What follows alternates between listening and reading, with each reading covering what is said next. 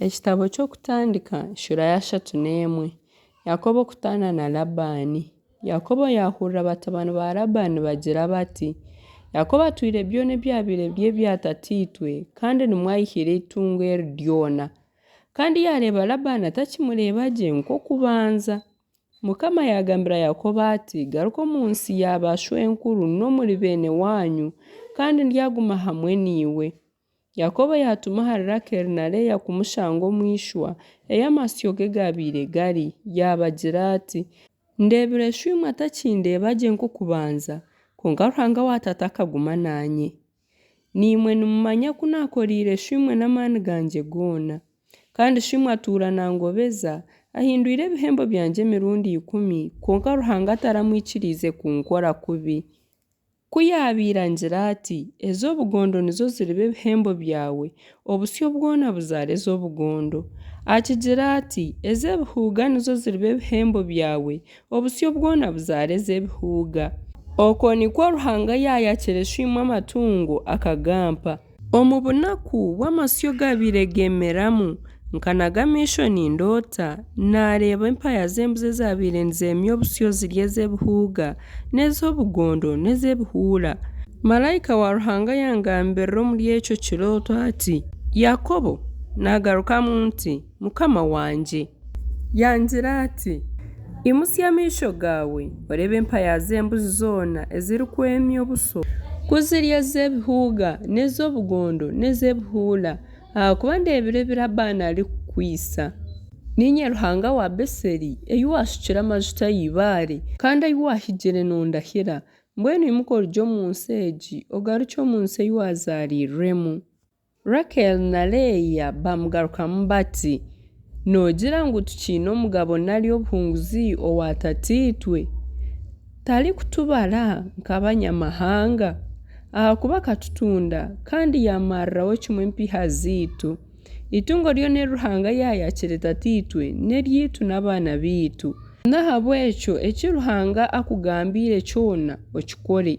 Atyo Yakobo yimuka, yatabataba n'abakazi bahangamira, yatwara amatungo ge goona n'ebintu byona ebi yayetungiire, nigo matungo aguyihire omuri Padanaramu, okuza owa Isaaka ishe omu nsi ya Kanani. Omuri ebyo biro Labani akaba agiire kushara ebyoya by'entaama ze, Rakeri giibe ebishushani by'emandwa zishe. Yakobo yayeyiba hari Labani omu Siriya, ahakuba ataramugambiire ko arikwenda kuhunga. Atyo yacwa n'ebyabiire aine byona, yimuka yayambuka omugyera Furati, yatoora omuhanda ogurikuza omu nsi y'ebibungo bya Giliyadi. Aha kiro kya kashatu bagambira Labani ku Yakobo acwire. Labani nikwo kutwara beene ishe akamukurata. Bwanyuma y'ebiro 7 akamushanga omu nsi y'ebibungo bya Giliyadi. Nyekiro Ruhanga yizira Labani omu Siriya omu kirooto, yamugira ati, oyerinde otagambira Yakobo ekigambo kyona ekirungi nari ekibi. Labani okutongana na Yakobo. Labani yahika Yakobo yashanga atiire ihema ry'omu nsi y'ebibungo bya Giliyadi. Labani na beene ishe nabo bateerayo amahema gaabo. Labani yagambira Yakobo ati, ekyokozire ekyokunyeyibaho, okatwara bahala bangye nkabo banyagire narurara, ohungiire kintakimanyire, okanyeyibaho, otangambire nkabona kukuraga tushemereirwe nitweshongora n'ebitaasa n'enanga. Kandi ahabwenki otanyikirize kunywegera abaijukuru bangye na bahala bangye nimbaraga. Ekyokozire n'ekyobushema. Naba nimbaasa kukora kubi, konka Ruhanga washwariira ngambiire ati, oyerinde otagambira Yakobo ekigambo kyona ekirungi nari ekibi. Nimanya ko ogenzire habo kugirira eka yashorosho, bitu sho yibiire ky'emandwa zangye.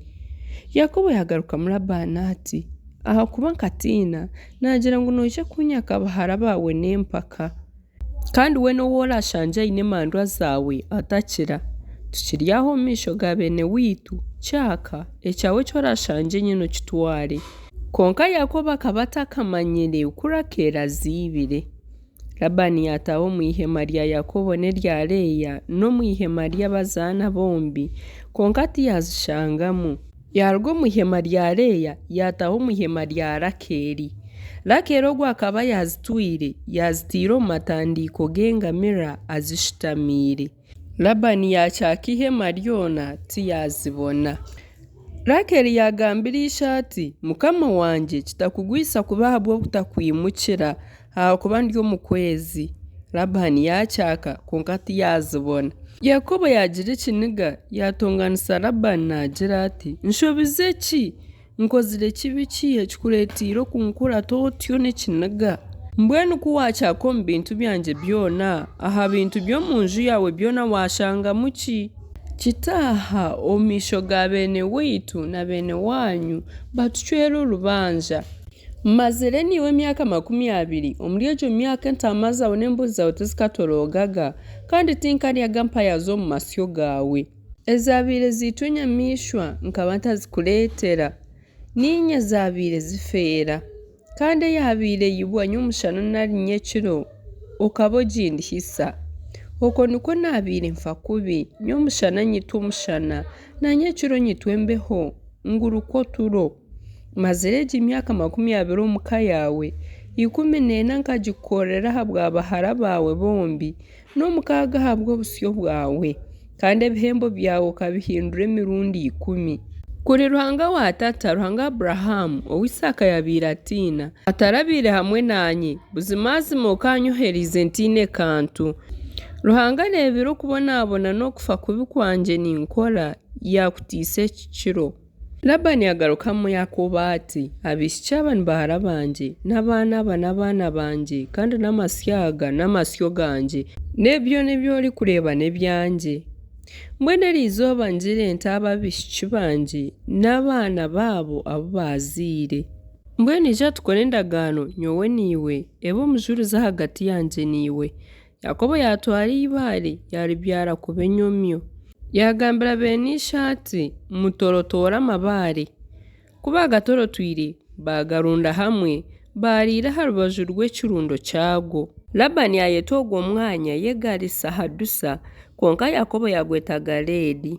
Labani yagira ati erizobe kirunde iki cyabo umujurizi hagati yanje niwe nicyo cyayetirwe Galedi kandi na Mizipa kuba kagira ati mukama gumye risho hagati yanje niwe kuturba twatine kwolita kuba bishiki banje nari wabashwereraho abandi bakazi n'ubuhari bahatino ruho omanye ngo ruhanga niwe karebi wanje niwe kandi yagira Yakobo ati omanye ikirundo n'eginyomyo ebe nata hagati yanje niwe ekirundo ekine cyo kuhamya n'enyomyo egine yo kuhamya kuntarira baha kirundo cyo kukora kubi kandi niyo ko tari kirabaho nari eginyomyo kunkora kubi.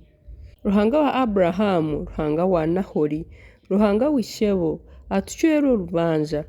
Yakobo yarahira owisaka ishe yabiratina banyuma Yakobo yatambire kitamba ha kibungu yayeta benishe kurye byo kurya barya bararaho bwarwo bwashisha kubwabire n'ubutagurukana. Labani yimuka yanyogera bishkuru n'abaharabe yabashabira umugisha yagenda yagaruko wabo.